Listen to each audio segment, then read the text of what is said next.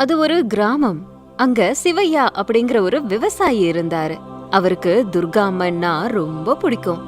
துர்கை அம்மனை எப்ப பார்த்தாலும் பக்தி பயத்தோட கும்பிடுவாரு. ஒவ்வொரு வருஷமும் தசரா பண்டிகைய அவரும் அவரோட குடும்பமும் சேர்ந்து கோலாகலமா கொண்டாடி மகிழ்ச்சியா இருப்பாங்க. சிவையா என்னைக்குமே ரொம்ப சந்தோஷமா இருப்பாரு. அவர்கிட்ட என்ன இருக்கோ அதை வச்சு சந்தோஷப்படுவாரு. அவருக்கு கல்யாணம் ஆகி 10 வருஷம் ஆகியும் குழந்தையே இல்ல.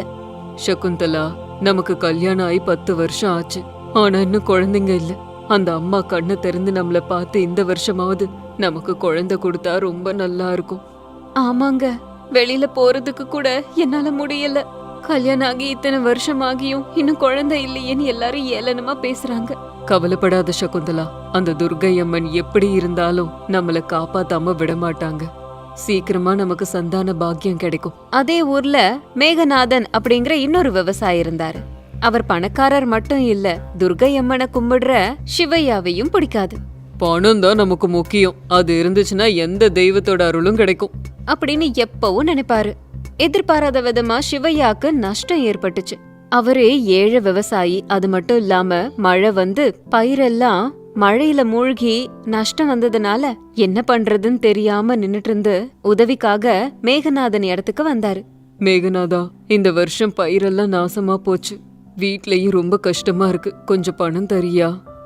மேகநாதன் உள்ளுக்குள்ள ரொம்ப சந்தோஷப்பட்டாரு. ஆனா வெளியில மட்டும் நடிச்சுக்கிட்டே, ஐயோ, அப்படியா நடந்தது? என்கிட்ட பணம் இல்லையே சிவையா, எதுவும் நினைச்சுக்காத. உன் பயிரெல்லாம் எப்படி நாசமாச்சு? எப்பவும் அந்த துர்கை அம்மன் கூட இருக்காங்கன்னு சொல்லிக்கிட்டே இருப்பியே. உனக்கு நஷ்டம் வரும்போது உங்க துர்கை அம்மன் எங்க போயிருந்தாங்க?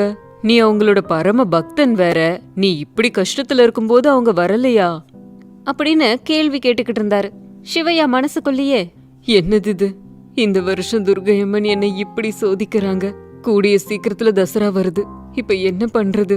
எனக்கு ஒண்ணுமே புரியல அப்படின்னு ரொம்ப வருத்தப்பட்டுக்கிட்டே இருந்தாரு. இந்த மாதிரி நடந்ததே இல்லையே. வேண்டாம், எப்பவும் அம்மனை வேண்டதை நிறுத்தக்கூடாது.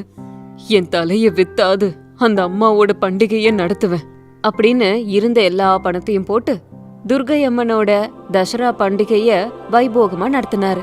ஊர் மக்கள் எல்லாம் அதை பார்த்து ஆச்சரியப்பட்டாங்க. இந்த சிவையாக்குன்னு பைத்தியமா? ஒரு வருஷம் தசராவை கொண்டாடலன்னா இப்ப என்ன வந்தது? நிலத்தை வித்து கொண்டாடுறாரு அப்படின்னு எல்லாரும் பேசிக்கிட்டாங்க. மேகநாதனுக்கு பயங்கர கோபம் வந்துச்சு. இவனுக்கு எவ்ளோ பட்டாலும் புத்தி வராது. இந்த உலகத்திலேயே அவன்தான் துர்கை அம்மனோட சிறந்த பக்தன்னு காட்ட என்ன வேணாலும் பண்ணணும்னு நினைக்கிறான். ஆனா சிவையா இது எதையும் காதுல போட்டுக்காம அந்த துர்கை அம்மனை வேண்டிக்கிட்டே இருந்தாரு.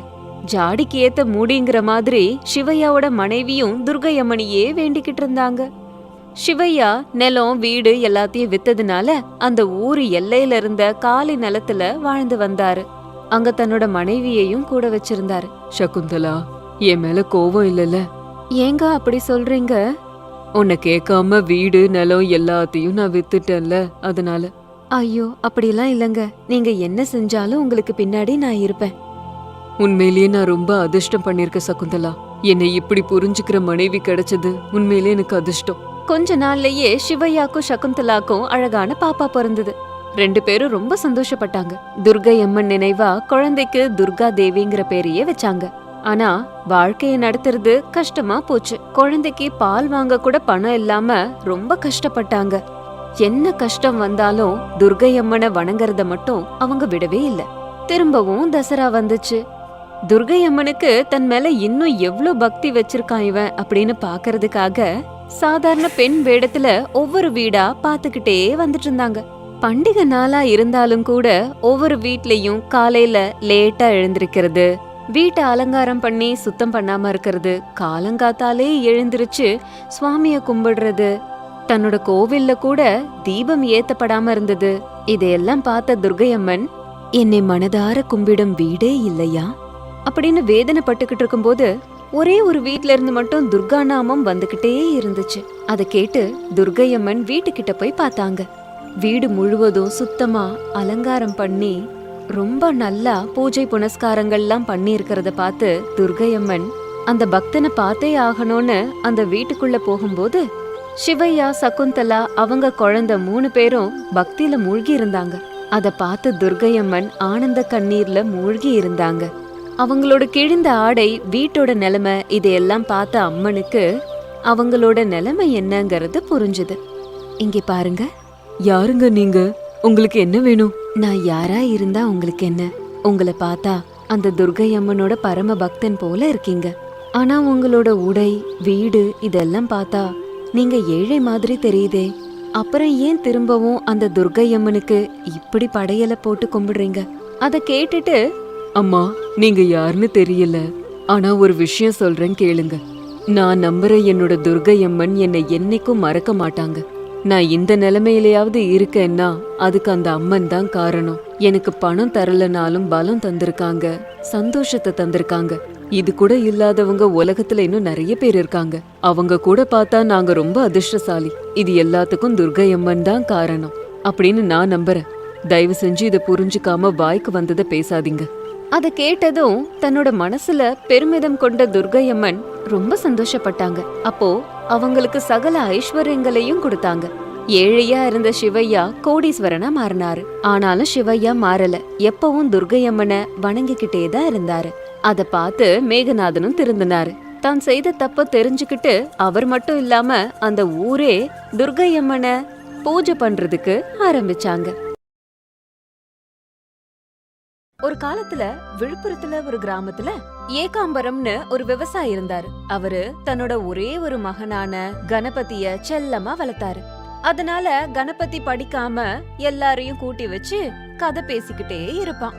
ஏகாம்பரத்துக்கு வயசானதுனால கணபதிய பத்தி கவலை கொள்ள ஆரம்பிச்சாரு. ஒரு நாள் அவனை கூப்பிட்டு, தம்பி, எனக்கு இப்போ ரொம்ப வயசாயிடுச்சு. என் கவலை எல்லாம் உன்னை பத்தி தான்ப்பா. நீ எப்படியாவது சொந்தமா உழைச்சு உன் கால்ல நிக்கிறதுக்கு கத்துக்கோடா தம்பி. அப்பா, என்ன பத்தி நீங்க கவலைப்படுறத முதல்ல நிறுத்துங்க. எல்லாரும் என்ன பேச்சு வீரன்னு சொல்லுவாங்க. நான் ரொம்ப நல்லா பேசுறேன்னு எல்லாரும் பாராட்டுறாங்க. அதனால நான் ஊர் பேச்சு பேசியே வாழ்ந்துப்பேன். அடே கணபதி, வாயால வாழறது, ஊரை கூட்டி வச்சு ஊர் பேச்சு பேசி கலாஷேபம் பண்றதெல்லாம் வேலைக்காகாது. உன் பேச்சு கேக்குறவங்க எல்லாம் கொஞ்ச நாளைக்கு மட்டும்தான் உன்னை ஆதரிப்பாங்க. காலப்போக்குல உன்னை மறந்து போயிடுவாங்கடா கண்ணா. வேலை இருந்தா பாரு. அப்பா, நீங்க என்ன சொன்னாலும் சரி, நான் ஊர் பேச்சு பேசியே வாழ்ந்து காட்ட முடியுன்ற நம்பிக்கை இருக்கு. அதனால என்ன பத்தி நீங்க பயப்படாதீங்கப்பா. உன் மேல உனக்கு நம்பிக்கை இருக்கிறது நல்லதுதான். ஆனா எனக்கு உன் மேல நம்பிக்கை வரணும் இல்லையாடா?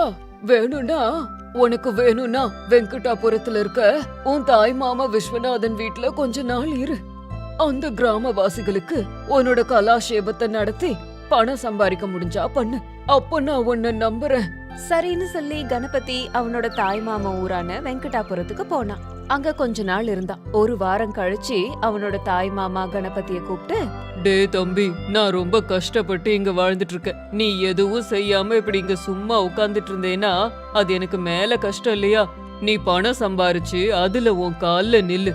அத கேட்டதும் கணபதி தன்னோட மாமாக்கு காலக்ஷேபம் பண்ண ஆரம்பிச்சிட்டான். அதுக்கு அவனோட மாமா, டே தம்பி, உன் கதையெல்லாம் கேட்க முடியாதுடா. அது மட்டும் இல்லாம அதை கேக்குறதுனால எந்த லாபமும் இல்ல அப்படின்னு சொல்லிட்டு போயிட்டாரு. அந்த வீட்ல இருந்தவங்கள ஏதாவது ஒரு வேலையில பிஸியா இருந்ததுனால கணபதி கூட பேசுறதுக்கு யாருமே இல்ல. அதனால கடுப்பான கணபதி ஊருக்குள்ள போனான். அங்க கூட அவன் கதைய கேக்குறதுக்கு யாருமே இல்ல. யாரும் சும்மாவும் இல்ல. யாரையாவது கூப்பிட்டா கூட அவங்க ஏதாவது ஒரு வேலையில இருந்தாங்க. அந்த கிராம மக்கள் பண்றது கணபதிக்கு பிடிக்கல. உடனே அந்த கிராம அதிகாரி கிட்ட போய், ஐயா, உங்க கிராம மக்களுக்கு நாகரிகமே தெரியல, பொழுதுபோக்குன்னா கூட என்னன்னு தெரியல. எல்லாருக்கும் பணம் சம்பாதிக்கிறதே முதன்மையான கொள்கையா இருக்கு. கொஞ்ச நேரம் உட்காந்து கதை பேசலான்னு பார்த்தா யாருமே கேட்க தயாரா இல்ல. பணத்து பின்னாடியே இருக்காங்க சுயநலவாதிங்க அப்படின்னு கோபப்பட்டான் கணபதி. அப்போ கிராம அதிகாரி கணபதிய கொஞ்சம் கோபமா பார்த்து, நீ சொன்னது நிஜம்தான். எங்க கிராமத்துல ஜாலியானவங்க இல்ல. அது மட்டும் இல்ல, உன்ன மாதிரி வெட்டியா கதை பேசுறவங்க சுத்தமா இல்ல. என்னோட வா அப்படின்னு சொல்லி கணபதிய ஒரு இடத்துக்கு கூட்டிட்டு போனாரு. சுத்தி மரங்கள் நட்டு வச்சிருந்த ஒரு இடத்த காமிச்சு, இந்த இடத்த உனக்கு நான் இனாமா தரேன். இத வச்சு ஏதாவது பண்ணு. ஐயா, இந்த இடத்த வச்சு நான் என்ன பண்றது? உன்ன மாதிரி யாராவது வந்தா அவங்களுக்கு கொடுக்கதான் இந்த புறம்போக்கு நிலத்தை வாங்கி வச்ச. நீ வந்ததுனால இப்ப இந்த இடத்த தரேன். அதெல்லாம் சரிங்க, ஆனா இத வச்சு நான் என்ன பண்றது? நீ நினைச்சபடி இது கிட்ட கதையெல்லாம் பேசி எப்படியாவது பணத்தை சம்பாரி. இத உங்க மக்களுக்கு கொடுக்கலாம்ல. முதல்ல நான் அப்படிதான் நினைச்சேன். என் கிராம மக்கள் கூட ஒரு தடவை அவங்க வாசல்ல உட்காந்துக்கிட்டு சும்மா வெட்டி கதைய பேசி காலத்தை கழிச்சிட்டு இருந்தாங்க. உங்க எல்லாருக்கும் ஒரு இடத்த தரேன். உங்களுக்கு கதை பேசணும்னா எல்லாரும் அந்த இடத்துல உட்கார்ந்து கதை பேசணும் அப்படின்னு அவங்க கிட்ட சொன்னேன். அப்ப எல்லாருமே ஐயோ எங்களுக்கு நேரம் இல்ல, உங்க இடத்த நீங்களே வச்சுக்கோங்க அப்படின்னு சொல்லிட்டாங்க. நீ கதை பேசியே வாழ்க்கைய நடத்துவேன்னு சொன்னதுனால இந்த இடத்த நான் உனக்கு தரேன். நான் பேச்சு திறமையால வாழறேன்னு ஊர் மக்கள் சொல்றது நிஜம்தான். ஆனா உங்க ஊர் மக்கள் கதை கேட்காம இருந்தா நான் எப்படி வாழறது? டே தம்பி, என் ஊர் மக்கள் அனுபவத்துல தெரிஞ்சுக்கிட்ட விஷயம் என்னன்னா, சும்மா கதை பேசினா சாப்பாடு கிடைக்காது. அதனால கஷ்டப்பட்டு உழைச்சா மட்டும்தான் சந்தோஷமா வாழ முடியும். இதுல அனுபவத்துல கத்துக்க வேண்டியது என்ன இருக்கு? எந்த அனுபவமும் இல்லாமலேயே இத கத்துக்கலாமே. என்னவோ கஷ்டப்பட்டு வேலை செய்யறவங்கள பணத்துக்கு பின்னாடி இருக்காங்க, சுயநலவாதிங்கன்னு எல்லாரும் சொல்லிக்கிட்டு இருக்காங்க இல்லையா? கஷ்டப்படாம வெட்டி பேச்சு பேசி வாழற திறமை உன்கிட்ட இருக்குது. அதனாலதான் அந்த இடத்த உனக்கு தரேன்னு. கிராம அதிகாரி பேசுனதுல கணபதிக்கு ஒரு மாற்றம் வந்துச்சு. ஐயா கிராம அதிகாரி, நான் செஞ்ச தப்ப என்ன உணர வச்சுட்டீங்க ஐயா. உங்ககிட்ட தப்பா பேசிட்டேன், என்ன மன்னிச்சிருங்க அப்படின்னு சொல்லி திரும்பவும் தன்னோட ஊருக்கு போயிட்டான். அப்பா கிட்ட போய், அப்பா என் தப்ப நான் உணர்ந்துட்டேன்பா. இனிமே வெட்டியா கதை பேசாம கஷ்டப்பட்டு உழைக்கிறேன் அப்படின்னு சொன்னான். பையனுக்குள்ள ஏற்பட்ட மாற்றத்தை பார்த்து ஏகாம்பரம் சந்தோஷப்பட்டாரு. அப்போ தன்னோட விவசாய பணி எல்லாம் கணபதி கிட்ட கொடுத்தாரு. அவனும் நல்லபடியா விவசாயம்